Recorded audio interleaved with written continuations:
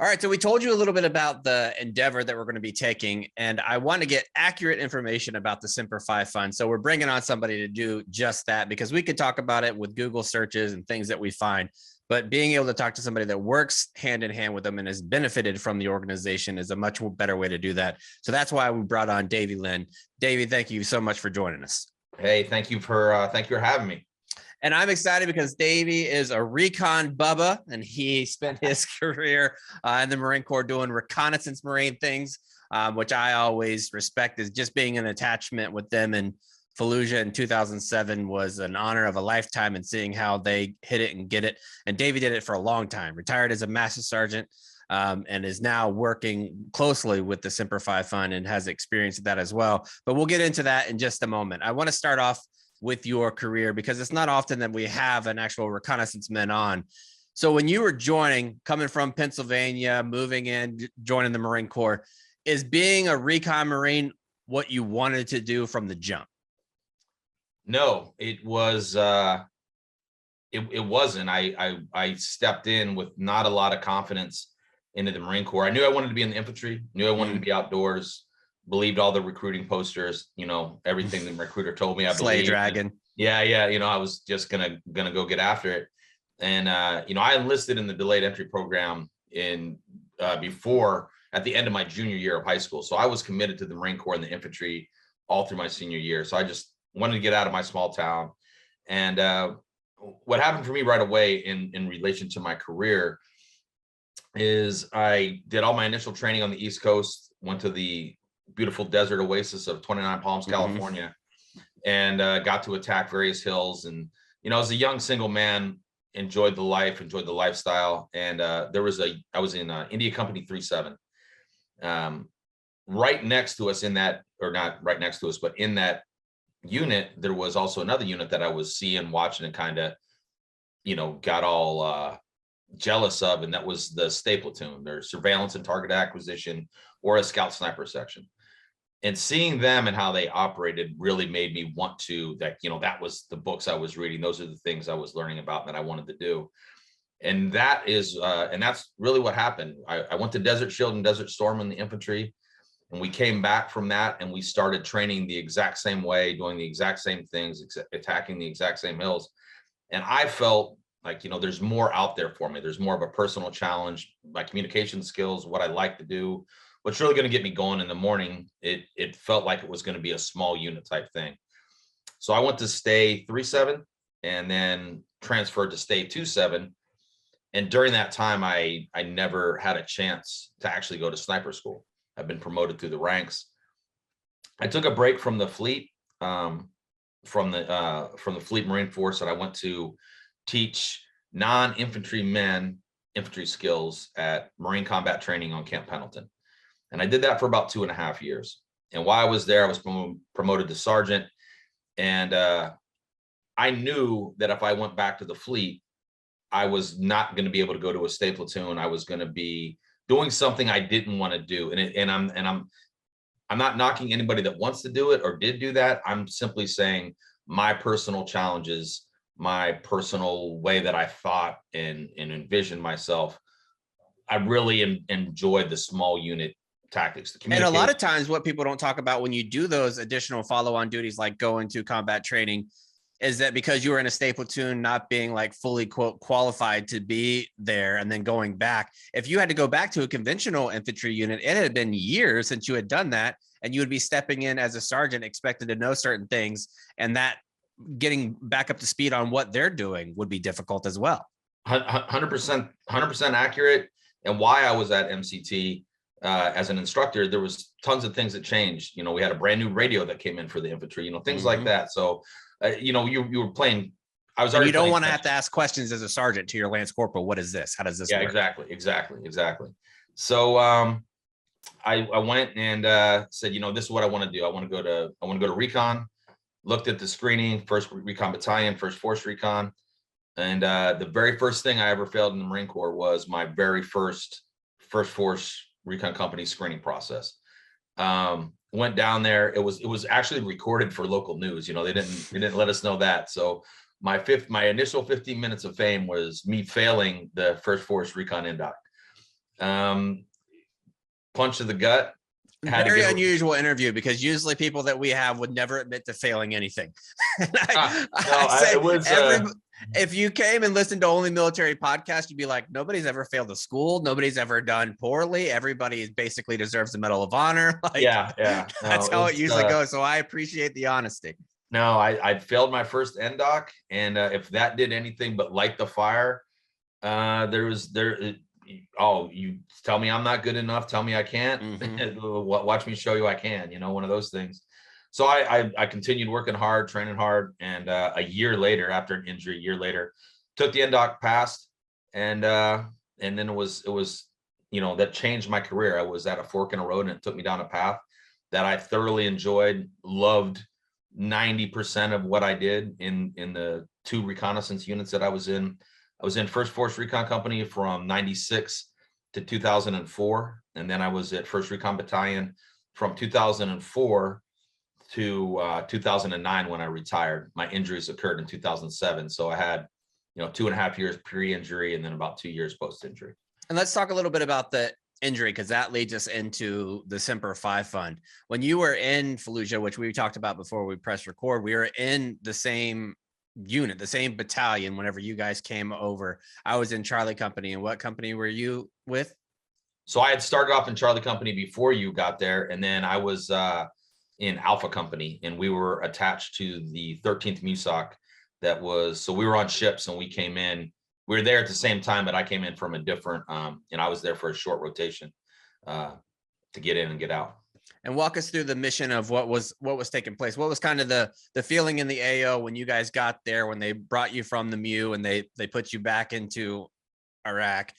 What was the kind of mood in the unit, and what were you guys primarily responsible for?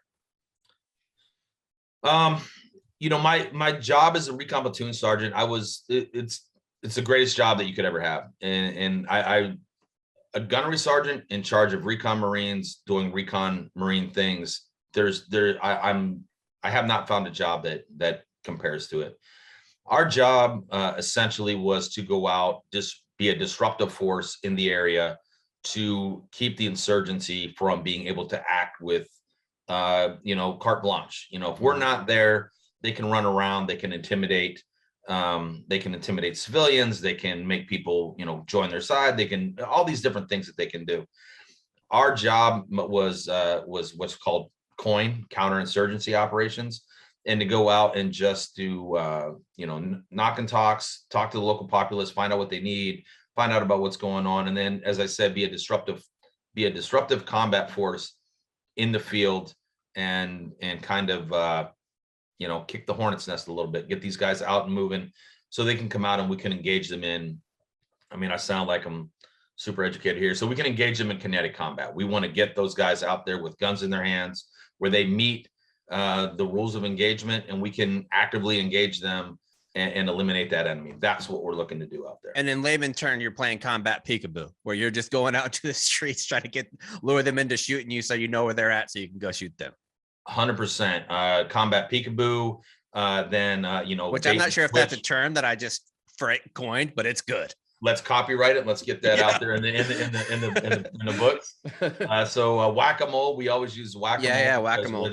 When they were in one town, we'd go to that town, and then they'd pop up, 3 villas over doing stuff, and we'd always hear they're harassing the local police, or they're harassing the mayor of this ville or whatever. We'd get that information, and unfortunately, it's not popular opinion, but the only way to keep the insurgency at bay is to maintain a presence. Nobody wants to hear that. Nobody wants to say it out loud. And nobody wants to do that. Yeah, and that's the only way you can do it. So, so we were out, and that's what we were doing. So, take you through my injuries, or take you through the night, everything that happened. Yeah, let's do that. Okay, so we had left. It was called TQ, or Taqadum Air Base in Iraq. We went mobile. So I had a 6-vehicle convoy, and we, infiltrated into our area of operation at night. And then what we typically did is to avoid being shot at as much as we would marry up and close locate with the civilian population that was there in the area. And our operations from that strategic point We would then put out overwatches. We would then put out observation posts that could look at and report on suspicious activity. And the ultimate goal, which you want to find in that area, is either to find the enemy doing something where they meet the rules of engagement and we can shoot them, or we can call in aircraft to drop bombs on them. That's ultimately what we're doing in that regard. We had, unfortunately for me, I'd been in Iraq this is my 5th combat tour and my 3rd time in Iraq. And I had been in the country for 3 weeks. We'd been in the field for about 36 hours, and we left one of these positions, and we hit an IED. So I was a 6th vehicle in a 6 vehicle convoy, and the force, the IED roadside bomb is what it's called in the news, but it was a mine of some sort. Vehicle rolled over it, and it went off directly underneath me. So in that moment, I've been asked a lot of questions over the years. Initially I felt like I had been punched with the world's greatest sucker punch. I was up against the glass. It was almost euphoric. There was stars and embers and stuff around me. And then it became very clear. I didn't know if we were shot, what was happening. And I kind of lost some of that grogginess. And I think that's an important note, because at this point, this isn't your first deployment. Like, you've been in multiple combat situations, multiple firefights, 2 other deployments in early 2004 and later 2004, where you've seen extreme combat. So being disoriented there isn't because you are a rookie, it's because of what you went through. Yeah, it was the concussion from the blast. It was to that point that you mentioned, I wasn't complacent, but I was very, I had come in, I mentioned earlier, I came in Desert Show, Desert Storm, where all you wanted to do was get in the action. Like, you always hear that from old movies. Where's the action? I want to get into it. I certainly had that as a young man. And then as I got older, and now I'm a platoon sergeant, I'm in charge of, men that I love like sons and brothers. All I want to do is do the right thing and make sure I bring everybody home. Bad things to the bad people, good things to the good guys, and bring everybody home. That's all I cared about. And these are specialized warriors who are sometimes 20 years old, like very 100%, young. 100%. And dark comedy, 4-letter swear words is pretty much how you get the point across, but everybody's on the same page. And that gung-ho attitude of working together to complete the mission, no matter what it was, that's something you can't find anywhere but the battlefield and the people you've trained. And I think that's even different, because I have worked with typical infantry units, the more normal infantry units in recon, but because recon is so small in nature, and like you said, a 6 vehicle convoy, you could have a team that is only 8 dudes like that's rolling through. So your individual platoon, your fire teams are even more close, I would say, than most normal units, even in the Marine Corps. It's a different type of animal. Yeah, it is that there's a saying, rank has its privileges, and that's certainly true, but also heavy is the head that wears the crown. Being in charge of those guys, I knew who was married, I knew who was a libo risk, I knew who I couldn't let alone around alcohol, I knew who was going to go to church and try to read scripture to me and tell me about his church experience, who was married, who had multiple girlfriends. These the officer men who wanted to run for Congress. Yeah. These men, their dreams, their aspirations, where they come from, who has a good background, who has a bad background, and that, and then you live around each other 24 hours a day for months on end, and then you get out there, and now you're tasked with doing things that are life-threatening and dangerous, and every single person has kind of almost the aw shucks look about them, like, let's go get this done, and that's the greatest feeling that you can have out there. As dangerous as the job is, that's the greatest feeling. And knowing all that, having that responsibility, when you do wake up in the back of the Humvee or in the Humvee and you see the stars and you see the numbers, what's going through your mind? Is it initially self-preservation or preservation for your troops? The first thing that happened was I did a self evaluation. I did a leg sweep and realized my right leg ended prematurely. Now I wasn't knocked out in the vehicle. Everybody else was, and I think it was because of my relationship to the blast. So I was aware immediately of my right leg being amputated. I called for my corpsman. He was waking everybody up. Corpsman was my battle buddy. His name's Brian Thurman. He's like, hey, are you good? Is everybody all right? You know, tapping helmets and everything. And everybody's coming out of this concussive, being knocked unconscious. I got myself out of the vehicle. You know, the door was embedded in the ground. You know, basically lost part of the front of the vehicle, and kind of put my shoulder in the door and trying to get myself out of the vehicle because we were so worried about fire. It was just let me get away from the vehicle. At that time, the enemy was attacking with IEDs that had gasoline and things with them. So became, was scared about fire, got out of the vehicle, tried to low crawl away, but my weapon was inoperable, my gears on my front. So kind of roll on my back to push myself further from the vehicle. And that's when I realized that my left leg was missing below the knee. And that was when my corpsman got to me. That's when my battle buddy got to me. We both said our swear words, and I'm not as proud of it, but it's, I'm going to be honest. That was in that moment, in that time, I thought the most of, taking myself out. As a platoon sergeant, I'm armed with a pistol as well as an M4. And there was a nanosecond of time where I had all the thoughts in the world. Pain like a freight train was coming on.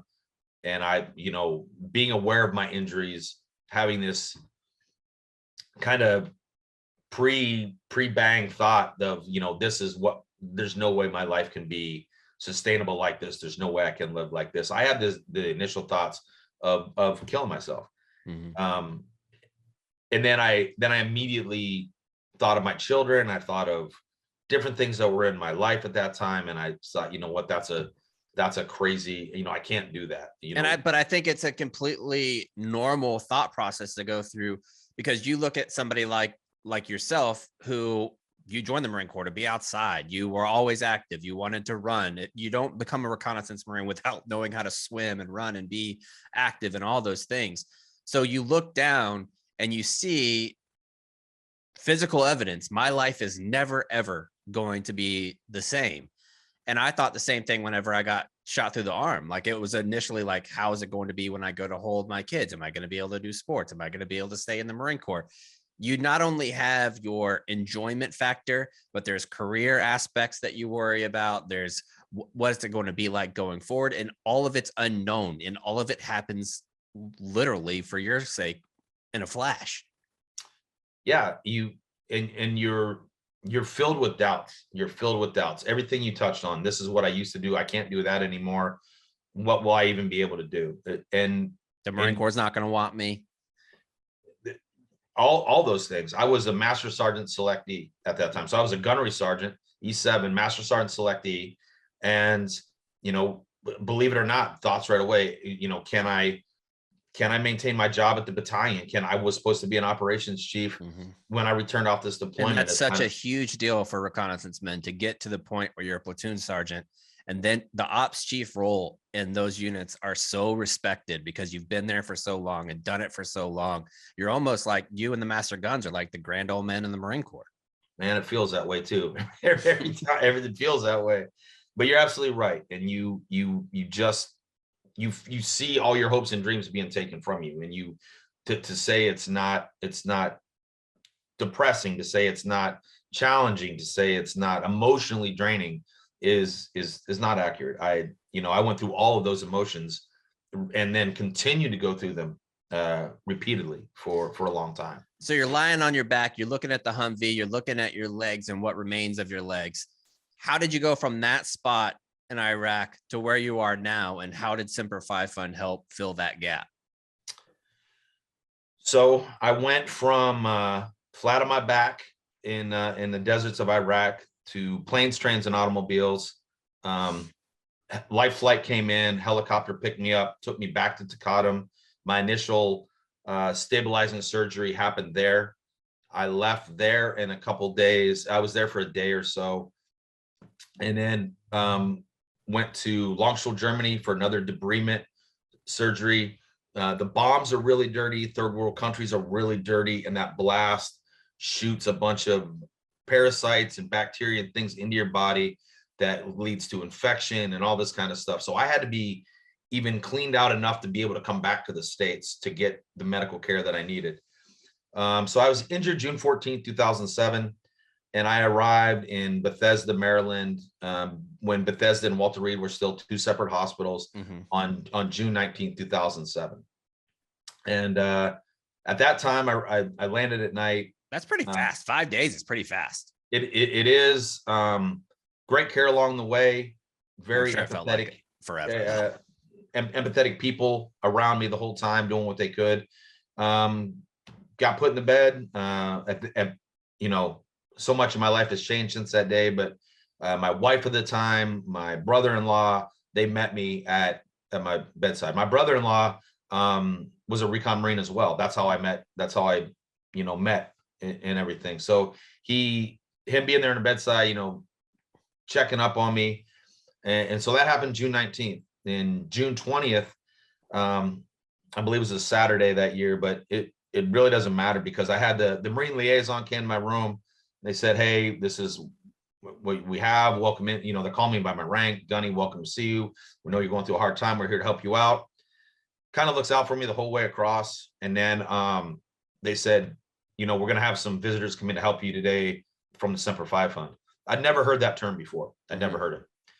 So I'm like, okay, who are they? What do they do? And he said, well, listen, I can't speak for them, but they're going to help you out. That's what I know they're going to do. It's a nonprofit. This is what they're going to help you with. Two ladies, the next day, two ladies in red shirts, Semper Fi Fund on them at that time. The name has changed. It's now the fund or Semper Fi and America's Fund. But at that time, these ladies from the fund came in and they asked us questions that I didn't know the answer to. How much is your gas bill? How much is your electric bill? Where do you live? What do you have a car payment due? What's going on? Looked at my wife and said, what is your, where are you staying right now? What can we do for you to help you? Took a list of all our bills. This is the first week of my injuries. Took a look at all our bills and said, okay, listen, give us copies of these. We're going to get in front of this for you. And paid our bills at that time. My wife left her job at a moment's notice to come be by my bedside. Rental cars, things like that. And this is so, sorry to interrupt, but this is so important because the mindset of the Marine, the mindset of the service member period is I'm going to do this by myself. Like, I don't want any type of help. I'm not going to seek it out. Marines and service members in general will absolutely go into debt before they ask for this help. So the fact that the Semper Fi Fund is proactive and going before any of those things happen, knowing the mindset of the service member that you don't want handouts, you don't want any of that stuff, but it's something that you need at that time and you needed it desperately, whether you realized at the time or not, is incredible. The best phrase I heard during that time, because handout is right. It's very problematic to get that. I don't deserve this. I don't want this handout. And somebody said, don't look at it as a handout, look at it as a hand up. We're going to get you back on your feet, literally and figuratively. And then, you're going to be solid. So, they came in and that was the first thing that they did. The very first thing they did was, take care of the bills, take care of everything. And then maintain a relationship with us. That started a relationship. I can't stress enough that when it comes to the fund, I'm not a number. I'm not I can call my phone right now and the ladies that I've known for the last 14 and a half years will answer the phone with, hey, Davey, what's going on? That's what the relationship is.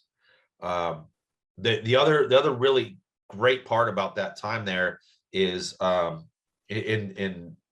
want to talk a little bit about the Fisher House in this relationship, because my mom and her husband, my brother and his wife, they all came to visit me at the hospital, and the Fisher House got involved right away. So at certain times, my wife stayed at the Fisher House. which is co-located with the hospital to make it easier for family to visit and come see you. Make sure you're good. Get that check in. My kids came to see me, things like that. That relationship, that it wasn't even a bill that we had to worry about because the Fisher House took care of it. Mm-hmm. So that relationship of being able to have people right there come see you, it's invaluable. It's invaluable. Few people will be able to talk about it, but the hardest part about the injuries is, sure, the physical and the emotional aspect of that injury is there, but the other thing is the isolation. I went from being in charge of 26 damn near handpicked Marines that would stand shoulder to shoulder with me in any mission, any task, to now I'm flat on my back in a hospital bed, can't get myself to the bathroom, in and out of surgeries.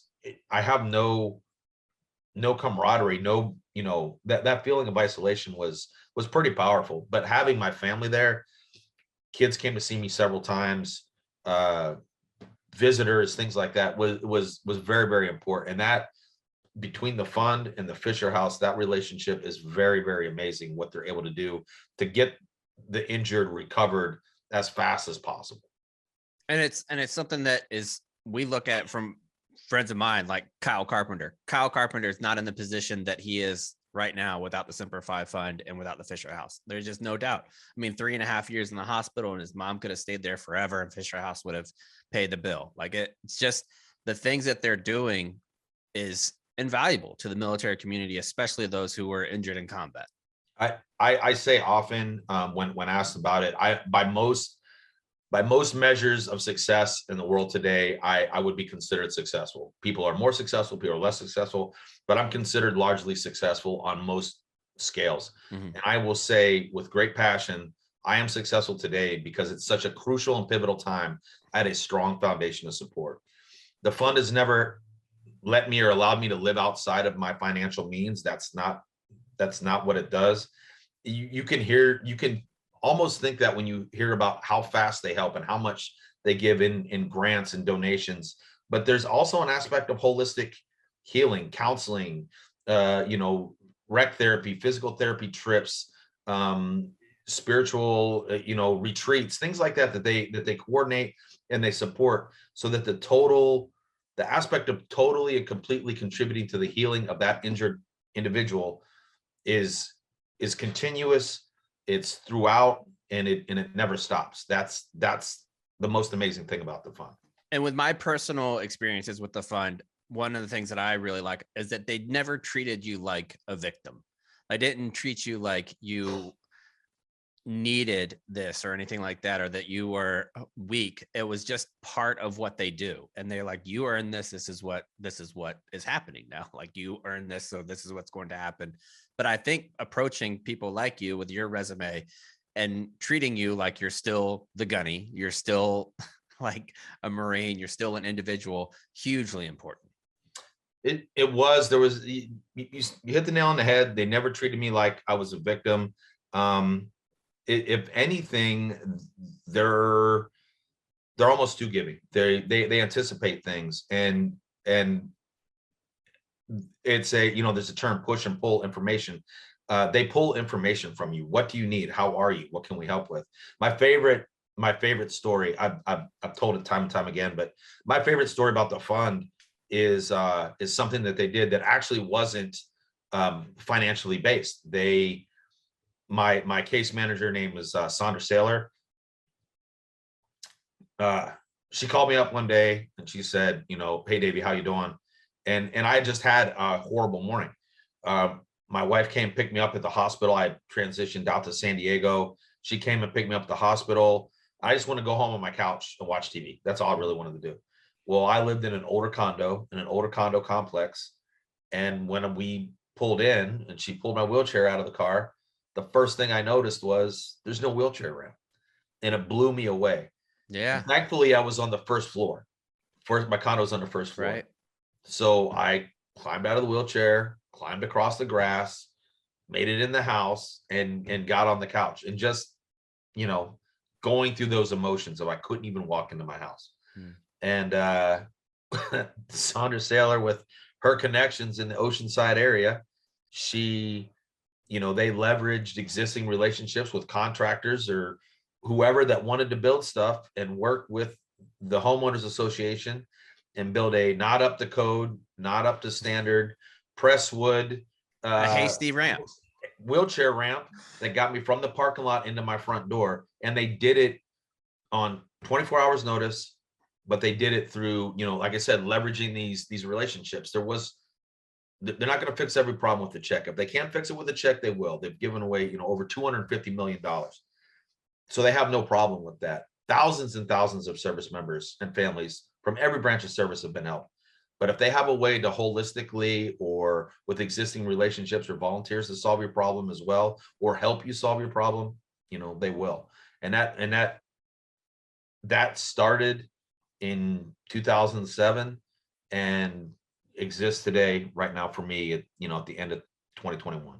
I think that's the perfect way to end it, is that they're just willing to do stuff. And I know our listeners will appreciate anybody that doesn't wait for code. Fuck code. We just need to get it done. Like, it doesn't matter if it meets an engineer's standard, just get it done. As long as David can get into his house, that's the only thing that fucking matters. So, Yep. So we like that.